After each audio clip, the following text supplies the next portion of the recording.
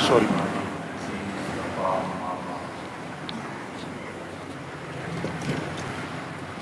اللہ تعالیٰ نے اپنی یاد میں ایک مقام عشق کا رکھا ہے، اور اللہ کی محبت میں سب سے بڑی رکاوٹ عقل ہے۔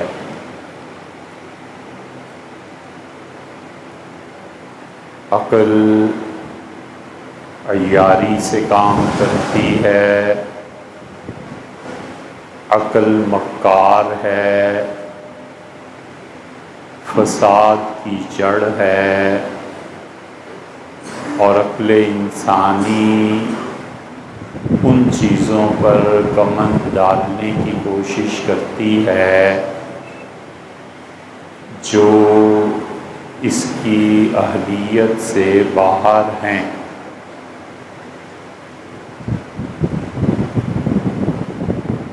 عقل انسانی ریزننگ ہے، ہر چیز کی وجہ دریافت کرنا ہے، اور عقل کہتی ہے کہ خبر کو میرے معیار پر پرکھو، اور نتیجہ اس کا یہ نکلتا ہے کہ لوگ عقل کے غلبے کے ساتھ اس کے فریب میں آ جاتے ہیں، اور جب تک انسان اس عقل کے واہمے سے نہ نکلے اور ایک بڑا فراڈ دنیا میں تمام مذاہب کے خلاف تیار ہے، اور وہ فراڈ سر چڑھ کے بولتا ہے، اور اس کا نام ہے ریشنلزم۔ ریشنلزم بچوں کو پڑھایا جاتا ہے، ذہن کی صلاحیتیں برباد کی جاتی ہیں، اور مردہ اقوام کو اس سے کوئی غرض کیا، انہوں نے کبھی سنا بھی نہیں ہوتا کہ عقل اور عشق یہ دونوں کیا ہیں۔ سنانے والے بھی جاہل اور سننے والے بھی بے عقل، لہٰذا عمریں گزر جاتی ہیں اور وہ کبھی بھی نہیں سوچتے کہ اللہ نے جس چیز کا حکم دیا ہے اس کا تعلق عشق کے ساتھ ہے، اور اللہ ہی کی نہیں مخلوق کی محبت بھی عقل کو مات کرتی ہے۔ اس لیے نبی خبر دیتا ہے، وہ کہتا ہے کہ میں اس طرح سے سونے اور جاگنے کی کیفیت کے درمیان میں تھا، اور فرشتے اس طرح سے آئے اور اس طرح سے مجھے آسمانوں پہ لے گئے، پھر وہاں پہنچ کر میں نے بہت چیزوں کا مشاہدہ کیا، اور صبح ہونے سے پہلے میں واپس اپنے گھر پہنچ گیا۔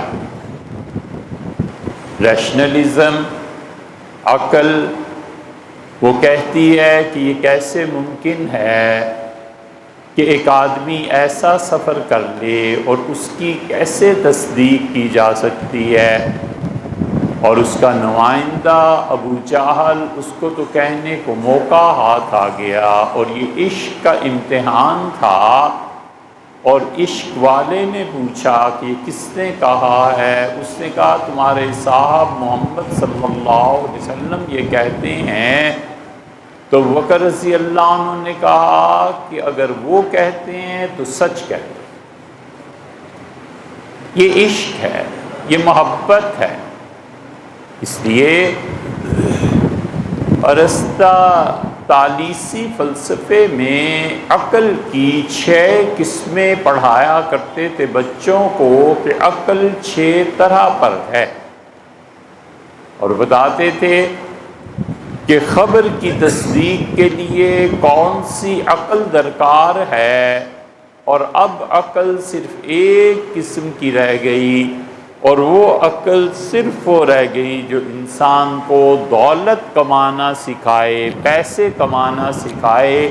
اور پیسے کے علاوہ کسی عقل کا وجود گویا کہ دنیا میں باقی نہیں رہا۔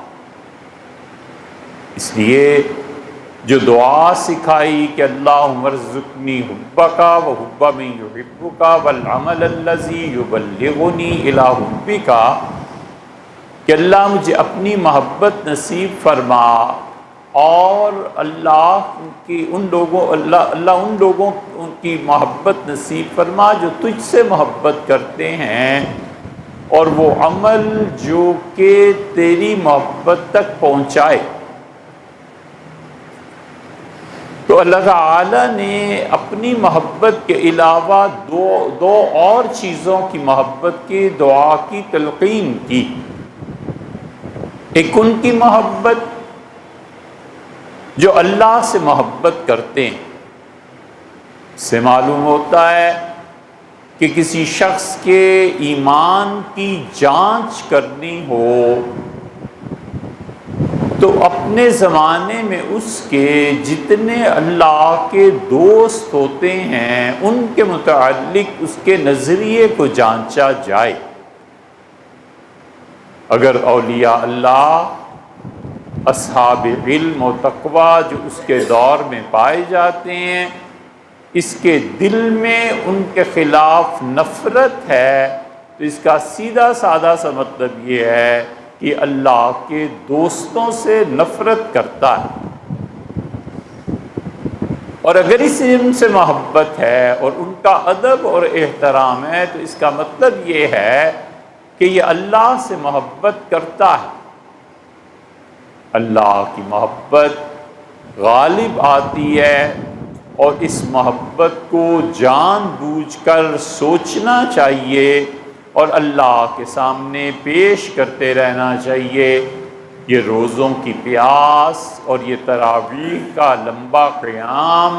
اللہ کے سامنے رکھنا چاہیے کہ شدید پیاس کے باوجود اپنے کاموں کو جاری رکھنا اور اس روزے کو نہ ترک کرنا۔ اللہ، یہ تیری محبت کے علاوہ کوئی چیز نہیں ہے جو مجھے اس پہ لے آئے۔ اور یہ راتوں کا طویل قیام اور خدا کے سامنے جھکنا اور رہنا اللہ کے سامنے رکھ دینا چاہیے کہ میری طرف سے یہ تیری محبت کا اظہار ہے، اور یہ میں نے سب تیری محبت میں کیا ہے، اور میں اس کے عوض میں کچھ نہیں چاہتا۔ جس طرح میں اس محبت میں اپنی نظر پیش کر رہا ہوں، اے رب اس محبت کی نظر کو تو قبول فرما۔ اویس قرنی رحمۃ اللہ علیہ کے متعلق آتا ہے کہ جب شام ہوتی تھی، کھانا نہ کھاتے تھے تو کہتے تھے بس آج کی رات کیا اچھی رات ہے میرے پروردگار، یہ رات تو تیرے لیے سجدے کی ہے، اور پھر 2 رکعتیں پڑھتے تھے، 4 یا 8 یا 10 یا جتنی بھی، پوری رات طویل سجدوں میں گزر جاتی تھی کہ آج کی رات اللہ نے سجدوں کے لیے رکھی۔ رکوع کرتے تھے اور کہتے تھے کہ اللہ آج کی رات تو رکوع کی رات ہے، اور آج کی رات تو قیام کی رات ہے، اور اللہ آج کی رات تو تیری حمد و ثنا بیان کرنے کی رات ہے، اور پھر مختلف زاویوں سے مختلف طریقوں سے اللہ کی محبت کا اظہار کرتے تھے۔ اور وہ لوگ جن سے اللہ محبت کرتا ہے اپنے زمانے میں کسوٹی بن جاتے ہیں۔ یہ بہت اہم بات ہے، اور آدمی کو کسی بھی دینی شخصیت سے محبت اور نفرت دونوں کے اس معیار پر پرکھنا چاہیے کہ اللہ کی محبت کا تعلق کیا ہے۔ ہر دور اور زمانے میں اللہ کسی نہ کسی انسان کو پیدا کر دیتا ہے، خدا اسے سب سے بڑی چیز جو عنایت فرماتا ہے وہ اس دین کی گہری سمجھ اور حکمت ہے۔ اللہ اسے کی حکمتیں اپنے دین کی اس کی زبان پر کھول دیتا ہے۔ ایسے شخص سے محبت در حقیقت اللہ سے محبت ہے، اور اس شخص سے نفرت در حقیقت کفر ہے۔ سیدنا ابو بکر رضی اللہ عنہ اپنے زمانے میں اس مقام پر تھے۔ حضرت ابو ہریرہ رضی اللہ عنہ نے کہا کہ اللہ کی قسم اگر ابو بکر نہ ہوتے تو خدا کی راہ میں جہاد بھی نہ ہوتا، اور خدا کی قسم اگر ابو بکر نہ ہوتے تو زکوٰۃ بھی کوئی نہ دیتا۔ سیدنا علی رضی اللہ عنہ کے متعلق تو رسول اللہ صلی اللہ علیہ وسلم نے گواہی دی، اور صحیح مسلم کی روایت میں آتا ہے آپ نے فرمایا علی تم سے محبت صرف مومن کرے گا اور تم سے نفرت صرف منافق کو ہوگی۔ اب بھی جو سیدنا علی رضی اللہ عنہ سے اور اہل بیت کرام رضی اللہ عنہم سے نفرت کرتے ہیں، انہیں اپنے ایمان کو جانچنا چاہیے کہ رسول اللہ صلی اللہ علیہ وسلم نے کسوٹی نصب کر دی اور فرمایا اس کی محبت ایمان ہے، اور اس کے ساتھ تعلق ایمان ہے، اور اس کے فضائل اور خوبیوں کا اقرار ایمان ہے، اور اس کے ساتھ نفرت کفر ہے۔ امام احمد بن حنبل رحمۃ اللہ اپنے زمانے میں ایسے ہی ہو گئے، جو ان کی حمایت کرتا تھا اس کا مطلب یہ ہے کہ گورنمنٹ کی جیل اس کے لیے تھی، اور جو ان سے نفرت کرتا تھا اس کے لیے دنیا کی تمام راہیں کھلی تھیں۔ ہر دور میں کوئی نہ کوئی شخص کسی بھی دینی انسان کے سامنے آتا ہے جس کی محبت اللہ کی محبت کا معیار بن جاتی ہے، اور جس کی نفرت اللہ سے نفرت کی باعث بن جاتی ہے، والعیاذ باللہ۔ اسی اللہ کے وہ بندے جن سے خدا کو محبت ہے، اللہ انہیں صاف کر دیتا ہے، اللہ ان پر بھی آزمائش لاتا ہے، اور اللہ لوگوں پر بھی آزمائش لاتا ہے۔ لوگوں کی آزمائشیں گناہ کے نتائج ہیں، اور اس کی آزمائش محبت کی پرکھ۔ اللہ پرکھتا ہے کہ تم میری محبت کے اہل ہو، اچھا اب یہ مشکل تمہارے لیے بھیج رہے ہیں، تم اس کو مانو، تم اس کو نبھا دو تو ہم جانے کہ تم ہم سے محبت کرتے۔ ارسطو نے اپنے زمانے میں بہت ہی بد زبان عورت سے شادی کی۔ لوگوں نے پوچھا کہ شہر میں ایک سے ایک اچھی لڑکی موجود، اور آپ کے بیان میں آپ کی تعلیم میں آنے والی ایک سے ایک اچھی صاحب علم خاتون، اس زمانے بھر کی بدنام عورت کو اور زبان دراز کو چننے کی حکمت کیا تھی؟ سقراط نے، ارسطو نے نہیں، سقراط نے کہا ساری زندگی جو اپنے نفس کو مجاہدے کے ساتھ رگڑا لگاتا رہا ہوں، یہ اپنے لیے امتحان اور کسوٹی مقرر کی ہے تاکہ یہ بولے، مجھے گالیاں دے، برا کہے، اور میں اپنے صبر کو آزماؤں کہ میں نے اپنے صبر کے لیے کیا کام کیا ہے اور میرے نفس کی کتنی اصلاح۔ حضرت مرزا مظہر جان جانا رحمۃ اللہ علیہ دلی میں، اور الہام کیا گیا کہ فلاں محلے میں فلاں خاتون جو بیوہ ہوئی ہیں، اگر اس کے ساتھ شادی کر لو تو تمہیں فلاں مقام عالم روحانیت میں ملے گا۔ جب پیغام بھیجا تو اس سے کہا حضرت خیر تو ہے، آپ جانتے ہی ہیں سارا شہر میری زبان سے تنگ ہے، اور دو تو میں پہلے ہی بھگتا چکی ہوں اپنی زبان سے، آپ کو کیا سوجی؟ انہیں بڑے اصرار سے شادی، اور وہ خاتون ایسی جنتی تھی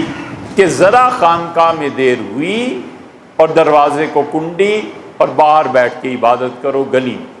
حضرت رحمۃ اللہ علیہ مصلہ گلی میں بچھا لیتے تھے، سوتے تھے، نماز عبادت سب کچھ وہیں۔ تو کسی نے پوچھا کہ حضرت کیا مسئلہ ہے؟ فرمایا کچھ نہیں۔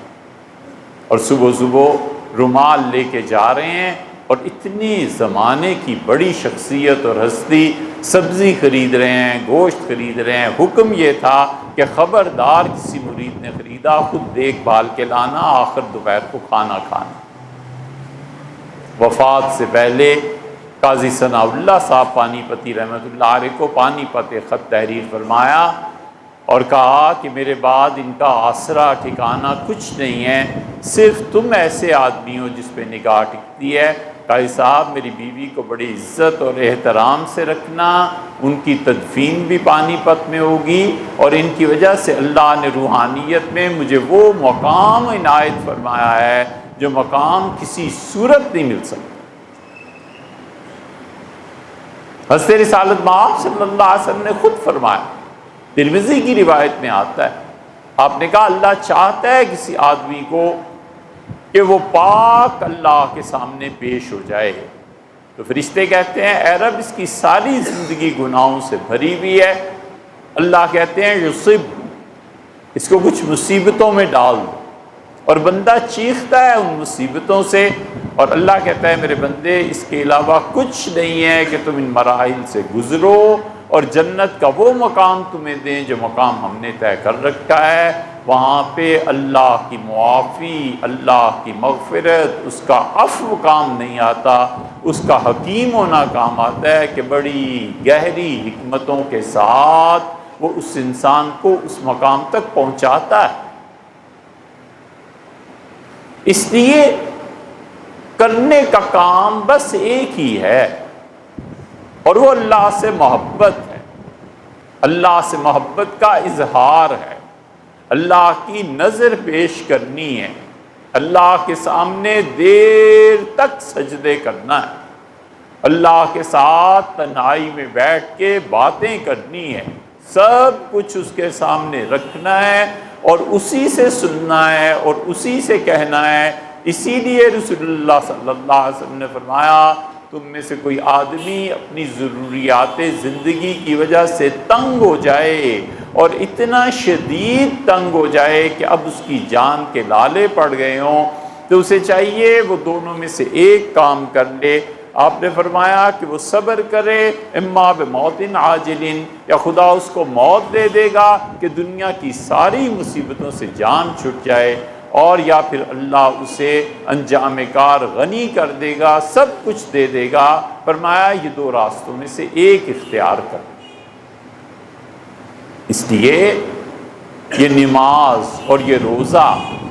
اور سارے کا سارا دین صرف ایک لفظ میں پوشیدہ ہے، اور وہ ذکر ہے، اللہ کی یاد ہے۔ جس کو یاد کرتا ہے بار بار اس کا نام جپتا ہے، جس کو یاد کرتا ہے اس کو بار بار اس کا دھیان آتا ہے، ہر لمحہ اٹھتے بیٹھتے اس کی تپش کو محسوس کرتا ہے۔ جو کام یہ کر رہا ہے 10 گنا اس سے زیادہ اللہ کر رہا ہے،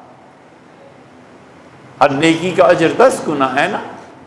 تو یہ محبت کا اظہار نیکی نہیں ہے؟ جب ہے تو اس کا مطلب یہ ہے کہ جو کچھ کر رہا ہے اس سے 10 گنا ریٹرن میں آ رہا ہے کہ تم 1 مرتبہ محبت کرتے ہو، ہم 100 مرتبہ تم سے محبت کرتے ہیں، تم 1 قدم چل کے آتے ہو، ہم دوڑ کے آتے ہیں۔ رسول اللہ صلی اللہ علیہ وسلم نے فرمایا جب آدمی یہ طے کر لے کہ اپنے رب کو راضی کرے گا تو اللہ تعالیٰ فرشتوں کو بلاتے ہیں اور کہتے ہیں میرے اس بندے کو دیکھو، اس کی نیت یہ ہے کہ مجھے خوش کرے، مجھے راضی رکھے، تم گواہ رہو میرا بندہ میں اس سے راضی ہوں اور میں بھی اسے خوش رکھوں گا۔ اور پھر فرمایا رسول اللہ صلی اللہ علیہ وسلم نے دوسری روایت میں کہ اللہ نے کہا تم میں سے کوئی آدمی ایک بالشت کے برابر میری طرف آتا ہے، میں پورے اس کے بازو کے برابر اس کی طرف چلا جاتا ہوں، اور وہ آدمی تھوڑا سا فاصلہ طے کرتا ہے میں بہت فاصلہ طے کر دیتا ہوں۔ یتقرب عبدی الی بالفرائض، اور میرا بندہ پھر اس کے اوپر جو ذمہ داریاں ہیں انہیں پوری کرتا رہتا ہے، پھر میں اسے دیکھتا رہتا ہوں، پھر حتیٰ کہ وہ میرا بندہ یتقرب بی بالنوافل، وہ اس سے فرائض سے اتر کے نفل نیکی کے کام بھی کرنا شروع کر دیتا ہے، اور پھر جب وہ ایسے کام کرتا ہے جو ہمیں خوش کرتے ہیں تو پھر ہم اس بندے کے ساتھ کنت یسمع بصرہ الذی یبصر بی، میں تو اس کی آنکھ بن جاتا ہوں جس سے وہ دیکھتا ہے، سمع الذی یسمع بی، اور میں اس کے کان بن جاتا ہوں میرے ذریعے سنتا ہے، میں اس کا ہاتھ بن جاتا ہوں میرے ذریعے پکڑتا ہے، میں اس کا پاؤں بن جاتا ہوں، جہاں میں چاہتا ہوں اس کو چلاتا ہوں اور میرے پاؤں کے ساتھ چلتا ہے، میں اس کے ساتھ چلتا ہوں۔ وَلَئِنِ اسْتَعَاذَنِي، کبھی وہ پناہ مانگے کسی چیز سے، ہمیں اپنی ذات کی قسم ہے ہمیں اس سے محبت ہے، لَأُعِيذَنَّهُ، ہم ضرور اسے پناہ دیں گے۔ وَلَئِن دَعَانِي، اور اگر کبھی دعا کے لیے ہاتھ اٹھا دے، مجھے قسم ہے جو اس کے ہاتھ خالی واپس لوٹا، حتیٰ کہ آخری مرحلہ آتا ہے اور میں کہتا ہوں اپنے فرشتوں سے کہ میرے بندے کو میرے پاس لے آؤ، فرشتے کہتے ہیں اے رب وہ موت سے گھبراتا ہے، اللہ فرماتے ہیں لا بد منہ، بس یہ آخری پل ہے جو اس نے عبور کرنا ہے، موت کے علاوہ میں نے کوئی راستہ ہی نہیں رکھا اپنے تک لانے کا، جاؤ اور اس کو کہو کہ اس نے مجھ سے ملنا۔ اور پھر قرآن کہتا ہے کہ ہمارے فرشتے تتنزل علیہم الملائکہ، ہمارے فرشتے اس کے پاس حاضر ہو جاتے ہیں اس کی موت سے پہلے اور اسے بشارت دیتے ہیں اور کہتے ہیں کہ اللہ تخاف ولا تحزن، نہ ڈر نہ کوئی خوف ہے، اور اللہ نے تجھے بلایا ہے تاکہ اپنی جوار رحمت میں جگہ دے، اور جو ہی اس کی روح نکلتی ہے خدا کا یہ محبوب بندہ اس کا پہلا ٹھکانہ اور پہلا قیام اللہ کے عرش کے نیچے ہو، جہاں سے گزرتا ہے۔ رسول اللہ صلی اللہ علیہ وسلم نے فرمایا اللہ کے فرشتے جھومتے ہیں، دیکھتے ہیں اور کہتے ہیں کیا پاک روح آج اللہ نے طلب کی ہے، کیا خوشبو والی روح اللہ نے مقرر کی ہے، یہ اللہ کی محبت ہے۔ اس لیے وہ دعا جو تھی، خیال تھا کہ پچھلی مرتبہ بیان ہو گیا مگر جی چاہا کہ ایک اور چیز بھی رکھیں آپ کے سامنے، ہمیشہ یہ دعا پڑھتے رہنا چاہیے اور ہمیشہ لمبے سجدے، لمبے رکوع، دیر تک اللہ کے سامنے ہاتھ باندھ کر کھڑے رہنا، آخری قعدے میں جو کچھ بھی آتا ہے دعا مانگنا، ایک ایک رکوع میں، ایک ایک سجدے میں، وہ دعائیں حدیث میں جو آئی ہیں یاد نہیں ہیں نہ صحیح، اسی کو سبحان ربی الاعلیٰ اور سبحان ربی العظیم اسے ہی پڑھتا رہے۔ نماز کے آخر پہ جو دعا مانگنی ہے، نہیں زیادہ دعائیں آتی، اسی کو بار بار پڑھتا رہے، قنوت کی دعا کو بار بار پڑھتا رہے، یہ سب کچھ لیکن کرے اللہ کی محبت کے ساتھ۔ رسول اللہ صلی اللہ علیہ وسلم نے اتنی طویل نمازیں جو پڑھی ہیں وہ بھی اسی بات کی تلقین تھی کہ اللہ کی محبت یاد رہے، اسی لیے دعا تلقین کی اللہ نے حضور صلی اللہ علیہ وسلم کو، اور کہا کہ امت کو جا کر یہ دعا سکھا، اور رسول اللہ صلی اللہ علیہ وسلم نے فرمایا لوگوں یہ دعا یاد کرو اور لوگوں کو سکھانا، اور وہ دعا تھی اللہم انی اسألک حبک، وہ دعا تھی اللہم انی اسألک الطیبات وترک المنکرات وحب المساکین وان تتوب علی وتغفر لی وترحمن وَإِذَا أَرَدْتَ بِقَوْمٍ فِتْنَةٍ فَاقْبِضْنِي إِلَيْكَ غَيْرَ مَفْتُونٍ اللہم ارزقنی حبک وحب من یحبک والعمل الذی یبلغنی لہ۔